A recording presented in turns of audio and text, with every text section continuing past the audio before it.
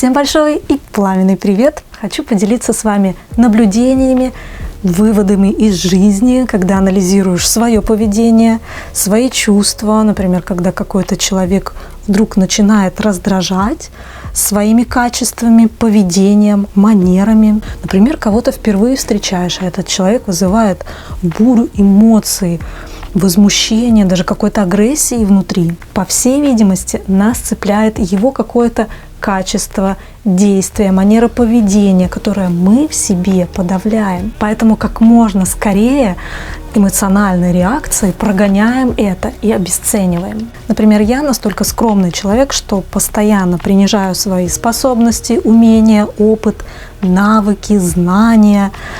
И говорю, да, ничего тут особенного такого нет в том, что я сделала. Поэтому я никогда громко о своих знаниях и преимуществах не заявляю. Но когда я вижу, что кто-то другой активно и смело заявляет о себе, тут же начинаю злиться на себя.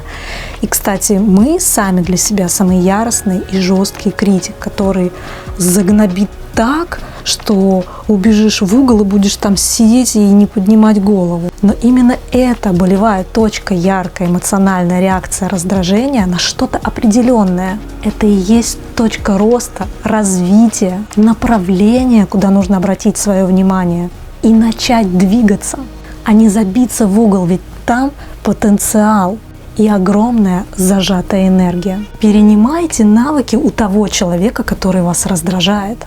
Учитесь у него говорить, действовать. Этот человек как раз-таки ваш помощник, наставник. Например, если вы ведете бизнес, наблюдайте за тем, как он ведет свой бизнес. Перенимайте у него определенные характеристики и адаптируйте их под себя. Помните о том, что если у вас что-то не получается, это значит, что вам просто не хватает знаний, а не то, что вы плохой.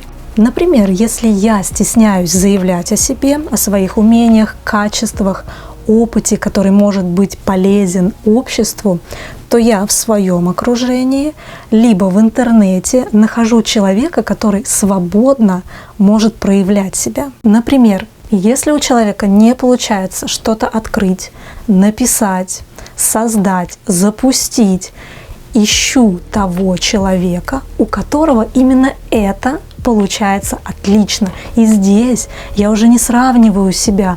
Вот он-то такое, я такая. Это не конструктивно. Нам нужно работать. Нам нужно действовать. Поэтому эта схема не работает. Только подмечаем, учимся у него, что он делает. Здесь абсолютно не должно быть никаких эмоций. Только четкость действия. Мозг должен вычленять маленькие детали, шаги, алгоритмы, по каким человек действует, исследует. Нужно впитывать каждую деталь, наблюдать, анализировать и брать всю эту совокупность себе на вооружение. Именно это и будет конструктивно. Да, в первые минуты вы, конечно, можете позволить себе поэмоционировать и позволить такую слабость, потому что глаза боятся, а руки дальше делают.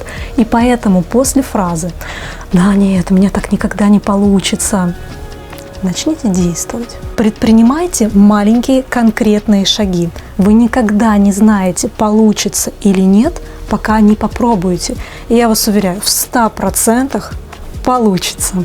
А со 2-10 раза он будет выверен и отточен, как японский клинок. Вы же сами это знаете. Раздражение – это прекрасный инструмент для понимания, куда дальше двигаться, где находится ваш потенциал и где кроется ваша перспектива. Ключевой момент заключается в том, что сложно что-то изменить, не начав делать что-то по-новому.